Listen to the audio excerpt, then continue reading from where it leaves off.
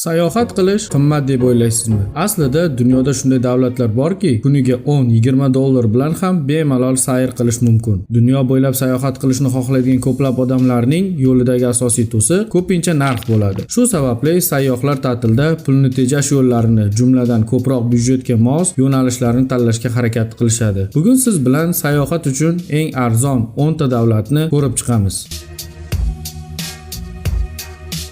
Vengriya Yevropa me'morchiligi va uslublarini hamyonbop narxlarda taklif etuvchi byudjetli sayohat uchun ajoyib davlat. Poytaxt Budapeshtda kunlik ovqatlanish 5-8 dollar, jamoat transporti 1-2 dollar, mehmonxonalar esa 20-40 dollar atrofida bo'lib, bu uni Yevropadagi eng arzon yo'nalishlardan biriga aylantiradi. Asosiy diqqatga sazovor joylari Dunay daryosi bo'yidagi tarixiy ko'priklar va Budapesht shahar manzaralari. Vengriya Yevropadagi eng arzon sayohat davlatlaridan biri. Vengriya, ayniqsa Budapesht madaniyat, tarix va zamonaviy Yevropa muhitini his qilishni istaganlar uchun ajoyib tanlovdir.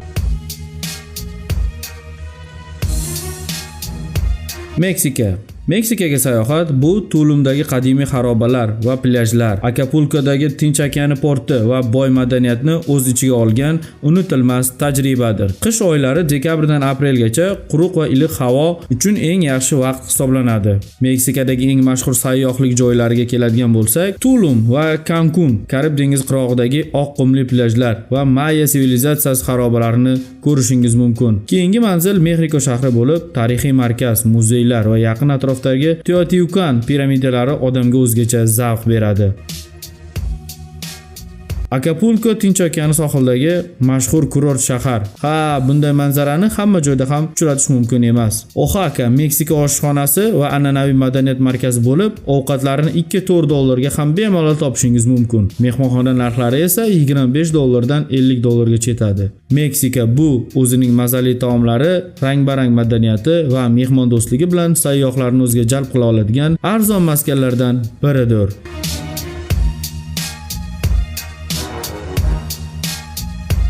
Keyingi davlatimiz Shri Lanka tabiat va sarguzashtlarni sevuvchilar uchun jannatdir. Orolning har bir burchagi Bentotaning oltin qumli plyajlaridan tortib, Nuwara Eliya yashil choy plantatsiyalarigacha go'zallik va osoyishtalikka to'la. Shri Lanka bu abadiy yoz demak. Okeandagi havo harorati +25 dan +35 gacha bo'lib, namlik 70-80% ni tashkil qiladi. Okeandagi suv harorati ko'pincha havodan biroz sovuqroq bo'ladi. Orolning janubiy yarmi suzish uchun ishlatiladi. Qishda g'arbiy qismi, yozda sharqiy qismi, dengiz va okean hamma joyda iliq. Plyajlar ko'pincha qumli, ammo to'lqinlar va oqimlarni hisobga olish kerak. Sayyohlar uchun eng mashhur va mos plyajlar Unawatuna, Veligama, Mirissa, Kandy, Ella va boshqalardir. Shri Lanka bu Hind okeanidagi ajoyib orol davlatdir. Qadimiy ibodatxonalar bilan ham mashhur. Toshkentdan to'g'ridan-to'g'ri yoki qulay reyslar orqali bu yerga borish mumkin. Sayyohlar uchun ochiq o'lkada boy tabiat va madaniyatni his qilish imkoniyati yanada kengayadi. Tropik tabiat va past narxlar sayyohlar uchun ayni muddaodir. Ovqatlarning narxiga keladigan bo'lsak, 2-3 dollarga bemalol qorin to'yg'azishingiz mumkin. Mehmonxonani 15-30 dollarga topasiz. Tabiatni sevuvchilar uchun ideal joy desak ham bo'laveradi.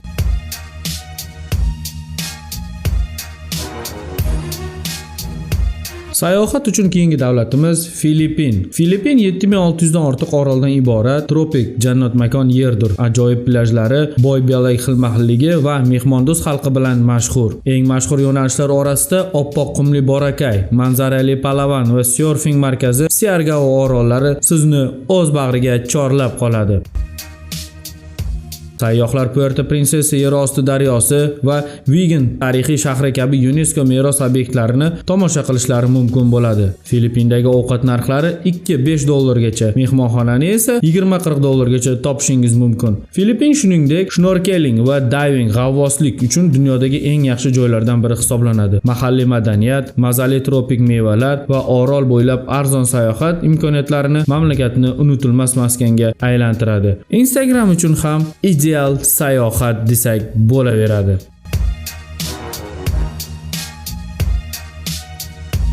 Indoneziya 17 mingdan ortiq oroldan iborat, tropik orollari ko'p, noyob madaniyat, vulqonlar va ajoyib plyajlar mamlakati hisoblanadi. Eng mashhur joylardan Bali oroli bo'lib, u yerda guruch dalalari, kurortlar va qadimiy ibodatxonalar joylashgan. Wikipedia saytlariga ko'ra, Jakarta va boshqa hududlarda boy islomiy madaniyat, mashhur masjidi Agung kabi obidalar mavjud. Bu davlatda surfing, diving, tropik o'rmonlar bo'ylab sayr, madaniy ekskursiyalar odamni boshqa dunyoga tushib qolgandek hayron qoldirishi bilan mashhur. Indoneziyada ovqatni $1 dan $3 gacha topishingiz, mehmonxonani esa $15 dan $30 gacha olishingiz mumkin bo'ladi. Xullas, Indoneziya o'zining ekzotik tabiati va mehmonnavoz xalqi bilan unutilmas taassurotlar taqdim etadi. Vulqonlar, tropik orollar, ajoyib tabiat sizni hayratda qoldirishi aniq. Arzon narxda premium dam olish. Albatta tashrif buyuring.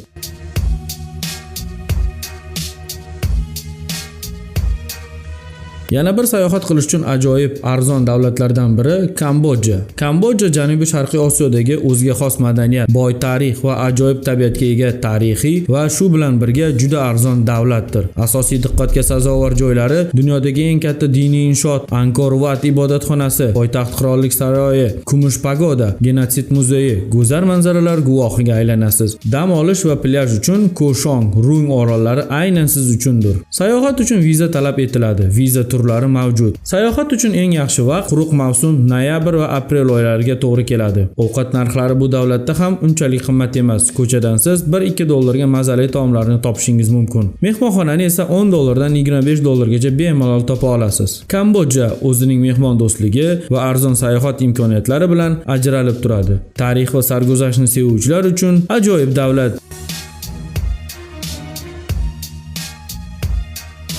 Do'stlar, bugungi ro'yxatimizda Hindiston ham bor. Hindiston qadimiy madaniyat, rang-barang an'analar, sayyohlarni Atitxe Devo Bhava, mehmon xudodir shiori bilan kutib oladigan betakror davlatdir. Toshkentdan Dehli, Jaipur va Agra kabi mashhur shaharlarga tashrif buyurib, Toj Mahal, qadimiy ibodatxonalar va festivallarni his qilishingiz mumkin bo'ladi. Madaniy turizmdan tashqari tibbiyot, biznes va ekologik turizm ham faol rivojlanayotganini ko'rishingiz mumkin. Hindiston dunyodagi eng ko'p bayram nishonlaydigan davlat bo'lib, har mavsumda o'ziga xos festivallar o'tkazadi. Hindiston turizm vazirligi tomonidan Incredible India, ajoyib Hindiston kompaniya doirasida mehmonxona xonalari va turizm infratuzilmasi sayyohlar uchun yaxshilanmoqda, ammo hali ham rivojlanish jarayonida. Hindistonda ham ovqat narxlari Kambodjadan unchalik farq qilmagan holda $1-2 ga qorin to'ydirish mumkin. Mehmonxonalarni $10 dan $20 gacha topasiz. Hindistonga sayohat qilish orqali boy tarix, turli xilma-xil madaniyatlar va ajoyib taomlar bilan tanishish imkoniga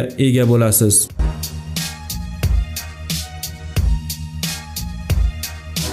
Sayohat uchun keyingi davlatimiz Nepal. Nepal Himolay tog'lari bag'ridagi o'ziga xos madaniyat va go'zal manzaralarga ega boy davlat. Poytaxti Katmandudagi qadimiy ibodatxonalar, Pokhara ko'li va Everest tog'iga sayohatlar eng ommabop yo'nalishlardandir. Turistlar uchun madaniy meros obidalari, tog'li trekking va mahalliy an'analarni his qilish imkoniyatini taklif eta oladigan davlatdir. Nepalning diqqatga sazovor joylari Katmandu vodiysidagi UNESCO merosi obidalari, Pokhara shahri, Lumbini Buddaning tug'ilgan joyi shular jumlasidandir. Nepal bu tinchlik va tog'lar mamlakati hisoblanibgina qolmay, taomlari ham o'zgacha bo'lib, ularni $2 dan $4 gacha topishingiz mumkin. Mehmonxona narxlari esa $10 dan $20 gacha boradi. Nepalga tashrif buyurishdan oldin viza talablarini tekshirish va sog'liqni saqlash qoidalariga rioya qilish tavsiya etiladi.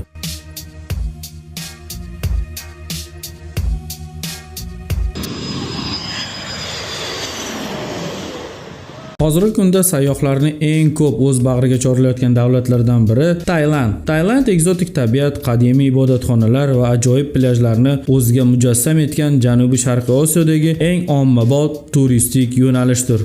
Asosiy kurort zonalari Bangkok, Pattaya, tungi ko'ngilochar maskanlari va Phuket, Zumrad dengiz va orollari bilan odamlarda o'zgacha taassurot qoldiradi. Tailandga borish uchun eng yaxshi vaqt bu noyabrdan aprelgacha bo'lib, bu vaqtda ob-havo quruq va iliq bo'ladi. May, oktyabr oylari yomg'irlar mavsumi bo'lsa-da, orollarda Samui dam olish uchun mos keladi va narxlar ancha arzon bo'ladi. Taomlar narxlari siz o'ylaganingizdan ham ancha arzon. Obed. akaratika bilan o'rdak go'shi. Tailand sayohatchilar orasida eng mashhur va arzon davlatdir. Tailandga sayohat bu ham sarguzasht, ham dam olish maskani. Bir marta borgan odam qayta borishni xohlaydi. Ha do'stlar, ro'yxatimizdagi eng arzon davlatga ham yetib keldik. Bu Vyetnam. Vyetnam iliq dengiz, hayajonli manzaralar, boy tarix va hamyonbop narxlar bilan mashhur ajoyib turistik yo'nalish. Bu yerda ekoturizm, plyaj, dam olish, ekskursiyalar va sog'lomlashtirish markazlari juda rivojlangan. Dam olish uchun eng mashhur joylari haqida gaplashamiz. Hanoi tarixiy poytaxt, o'ziga xos madaniyat va ko'cha taomlari markazi. Alon ko'rfazi, minglab ohaktosh qoyalari va orollar mavjud bo'lgan go'zal joy. Hoi An qadimiy me'morchilik va chiroqlar shahri. Nha Trang plyajda dam olish va suv sporti uchun mashhur kurort. Vyetnam taomlari dunyoga mashhur, mazali va arzon bo'lib, 1-2 dollargacha bemalol to'yasiz. Arzon narxlar evaziga yuqori darajadagi kurortlar va xizmatlardan foydalanish imkoniyatini sizga tuhfa eta oladigan yagona davlatdir. Vyetnamga qaysi vaqtda borgan ma'qul? Ob-havoni mintaqaga qarab o'zgaradi, lekin umuman olganda noyabrdan aprelgacha sayohat uchun eng qulay vaqt hisoblanadi. Vyetnam oilaviy dam olish yoki do'stlar bilan sarguzasht sayohatlar uchun ajoyib tanlovdir. Demak, sayohat qilish boylar uchun emas. To'g'ri davlatni tanlasangiz, kam pul bilan ham dunyoni ko'rish mumkin. Siz qaysi davlatga borishni xohlardingiz? Izohlarda yozib qoldiring va albatta sayohatni sevadigan do'stingizga ham yuborishni unutmang. Bolt Times bilan dunyoni o'rganishda davom etamiz.